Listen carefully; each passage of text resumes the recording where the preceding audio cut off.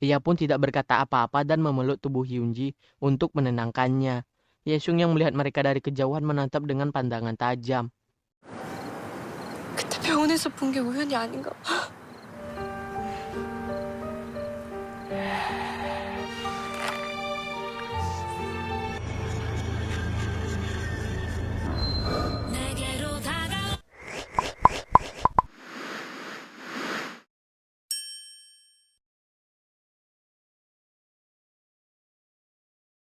Hyunji menanyakan bagaimana perasaan Bongpal saat pertama kali melihat hantu.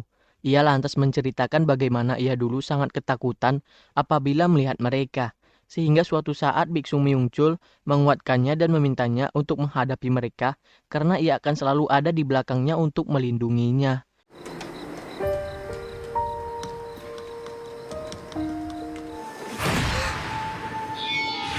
라고 해서 계속 도망가면은 Setelah Hyunji kembali ke rumah, ia menelpon Bongpal yang mengaku juga sudah tiba di rumah. Karena Hyunji mengatakan ia tidak bisa tidur. Bongpal yang saat itu sebenarnya masih ada di depan rumah Hyunji, menyanyikan sebuah lagu untuknya.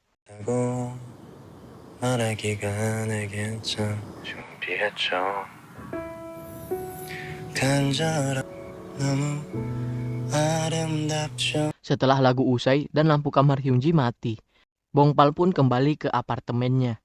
Setibanya di apartemen, Bongpal mendapati Myungchul yang juga masih terjaga. Ia lalu menceritakan mengenai Hyunji yang kini bisa melihat hantu. Bongpal lantas meminta Myungchul untuk mengobati mata Hyunji terlebih dahulu agar ia bisa menjalani hidup normal kembali. Tapi Myungchul memintanya untuk bersabar terlebih dahulu karena bisa jadi apa yang dialami Hyunji saat ini adalah efek sementara karena ia telah koma dalam jangka waktu lama. Pagi harinya Hyunji terbangun karena mendapat pesan teks dari Bongpal. Karena ia ada janji dengan Profesor Hyesung. Bongpal berjanji akan menemuinya sore nanti. Bongpal menutup percakapan dengan menuliskan bahwa ia merindukan Hyunji. Yang membuat Hyunji tersenyum senang membacanya. 보고 싶어. Dengan alasan terapi, Hyesung meminta Hyunji untuk lebih sering menemui Happy, anjing yang ada di klinik hewan Hyesung.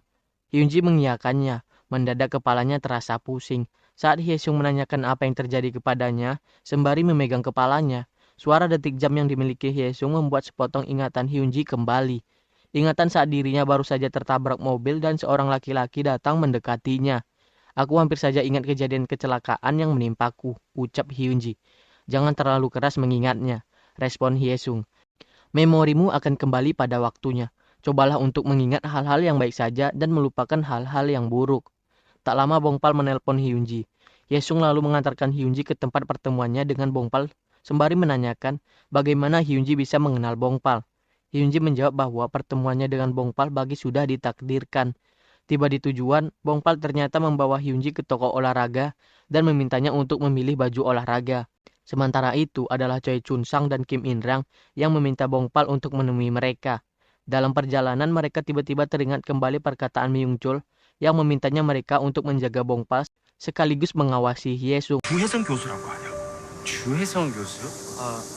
네, Lokasi pertemuan dengan Bongpal ternyata di sebuah ruang olahraga di kampusnya, di mana Bongpal sedang mengajar Hyunji untuk membela diri apabila suatu saat kembali bertemu dengan hantu. Dan mereka berdua masuk tepat pada saat Bongpal usai membanting Hyunji dan posisinya ada di atas Hyunji.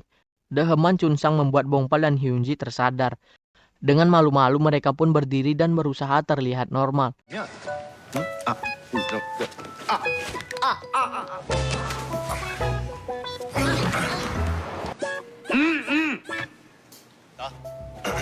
그림 좋다.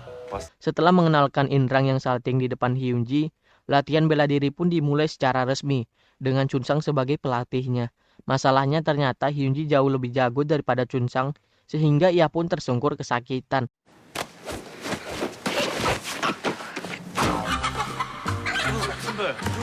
Acara pun berlanjut ke makan bersama di mana Hyunji meminta maaf pada Chun-sang. In-rang lalu mengucapkan harapannya agar ingatan Hyunji segera kembali. Chun-sang tiba-tiba memotong dan mengatakan bahwa meski ingatannya hilang, seharusnya ia ingat akan Bongpal dan juga In-rang yang sempat menangis karena patah hati. Sebelum sempat berbicara lebih banyak lagi, In-rang segera menjejelkan makanan ke mulut Chun-sang. dengan alasan latihan harus dilakukan di tempat yang bisa membangkitkan mood. 예, 그 사고 났을 때 기억은 그렇다 쳐도 Chun Sang mengajak Bongpal dan Hyunji untuk pergi ke tempat karaoke. Pada akhirnya tidak ada latihan apapun yang terjadi, hanya Chun Sang dan Inrang yang asik bernyanyi-nyanyi berdua sementara Bongpal dan Hyunji saling berpandangan dan tersenyum melihat tingkah mereka.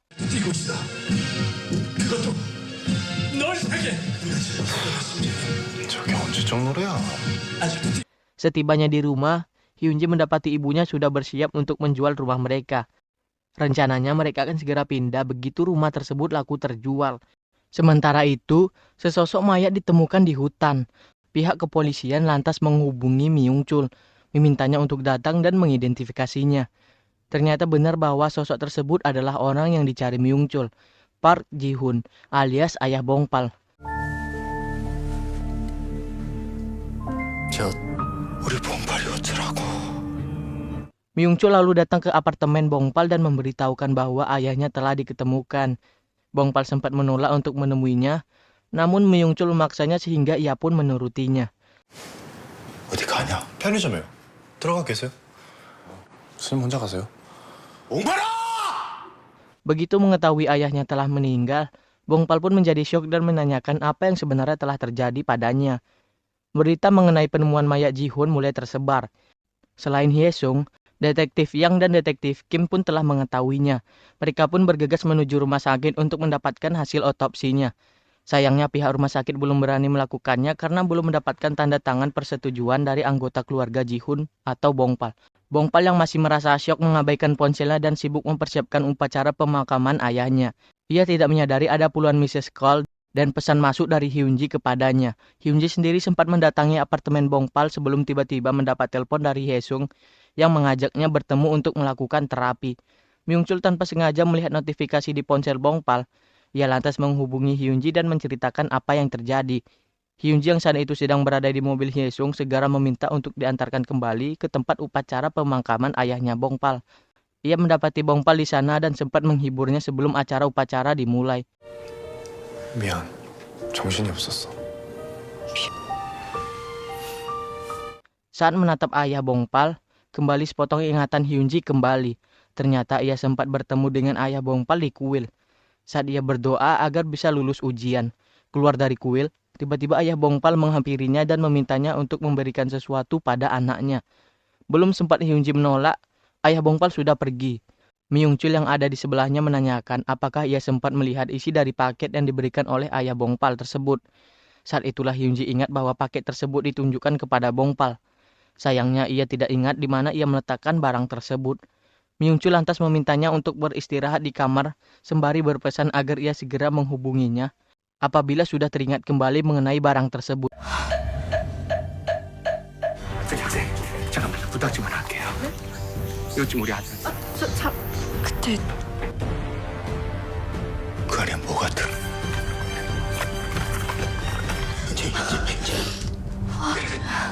괜찮다. 잠깐 좀 쉬어. Tanpa disangka, Myung Chul mendapati Hye-sung sedang berada di dekat jenazah Ji-hoon. Ia segera menyusul Hye-sung yang melangkah keluar dan mendorongnya sembari mencengkramkan kerah Hye-sung. Myung Chul yang emosi mengungkapkan semua yang ia ketahui pada Hye-sung, terutama tentang roh jahat yang dulu ia keluarkan dari tubuh Bongpal dan sekarang berada di dalam tubuh Hye-sung. Mengapa dulu kamu mengeluarkanku dari tubuh Bongpal? Jawab Hye-sung dengan tenang. Kamu tahu bahwa kamulah yang mengakibatkan semua ini terjadi. Hye-sung lantas mencekik leher Myung Chul dan mengingatkannya bahwa rasa penasaran bisa membunuh seseorang. Ia juga mengungkapkan bahwa dirinya, roh jahat, telah menyatu di dalam tubuh Hye-sung yang sebenarnya. Sehingga apabila ia keluar maka otomatis Hye-sung akan mati. Lagi pula Hye-sung berhutang pada dirinya. Sebuah adegan flashback muncul di mana pada saat Hye-sung kecil mendorong ayahnya hingga terjatuh. Tubuhnya belum dirasuki oleh roh jahat. Peristiwa tersebut justru terjadi setelahnya pada saat Hye-sung kecil dibully oleh teman-temannya yang mengira ibunya yang telah membunuh ayahnya dan dikatai sebagai anak pembunuh. Myung Chul berusaha melawan balik setelah mendengar ancaman Hye-sung terhadap Bongpal. Namun kekuatan Hye-sung jauh di atasnya sehingga mudah ia mengalahkannya. Walau demikian Hye-sung tidak membunuhnya saat ini. Hanya memintanya untuk tidak lagi turut campur terhadap urusannya.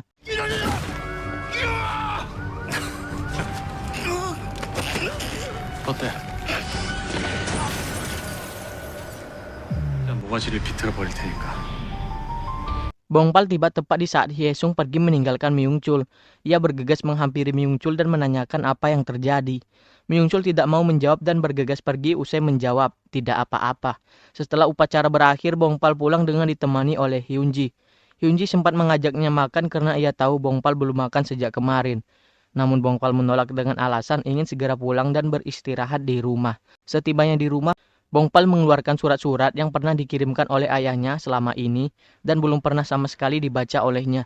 Ia pun menangis setelah membacanya, sembari mengucapkan permintaan maaf pada ayahnya.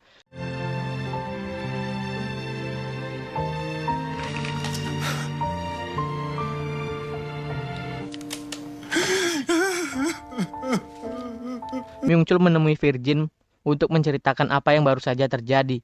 Benda yang diberikan pada Hyunji oleh ayah Bongpal ternyata adalah perlengkapan ritual untuk mengusir roh jahat. Itu sebabnya roh jahat di tubuh Hyesung berniat untuk melenyapkan perlengkapan ritual tersebut dan tidak ragu melakukan segala cara. Sebelum pergi, Myungchul menitipkan pedangnya pada Virgin. Karena itu juga adalah bagian dari perlengkapan ritual yang dibutuhkan untuk mengusir roh jahat. Setibanya di rumah, ibu Hyunji memberitahukan bahwa rumahnya telah terjual dan mereka akan segera pindah keesokan harinya. Hyunji menanyakan apakah ia bisa tetap tinggal. Ibunya tidak mengizinkannya. Apabila karena ia sudah menduga bahwa alasan Hyunji adalah Bongpal. Mendengar hal tersebut, Hyunji segera bergegas kembali ke apartemen Bongpal untuk memberitahunya. Bongpal tidak membuka pintu dan larut dalam emosinya bersama kenangan tentang ayahnya saat Hyunji tiba di depan apartemennya dan memberitahukan apa yang terjadi dari luar kamar. Dengan berat hati, Hyunji akhirnya memutuskan untuk pulang ke rumahnya.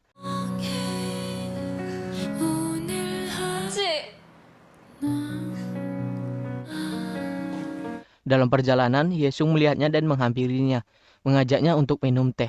Pada saat itu, detektif yang datang ke tempat Bongpal dan menginformasikan mengenai hasil otopsi ayahnya. Setelah memberitahu bahwa kemungkinan besar ayahnya telah dibunuh seseorang, detektif yang menanyakan mengenai Profesor Hyesung, rasa kaget Bongpal bertambah setelah detektif yang mengungkapkan bahwa ada kemungkinan Hyesung terkait dengan kematian ayahnya. Setelah detektif yang pergi, Bongpal menemui Myungchul dan menceritakan mengenai hal tersebut. Setelah menghela napas, Myungchul akhirnya memberitahu Bongpal siapa sosok Hyesung sebenarnya dan bahwa selama ini Hyesung mengincar Hyunji. Hyunji sendiri sedang berada di klinik hewan Hyesung dan merasa tidak enak badan usai meminum teh yang diberikan oleh Hyesung. Bongpal yang sempat menghubunginya dan tidak diangkat segera menyadari ada sesuatu yang terjadi. Ia pun berlari secepat mungkin untuk mencari keberadaan Hyunji. Sementara Hyunji sedang merangkak tertatih berusaha untuk meninggalkan tempat tersebut dengan Hyesung menatap dengan tajam di belakangnya.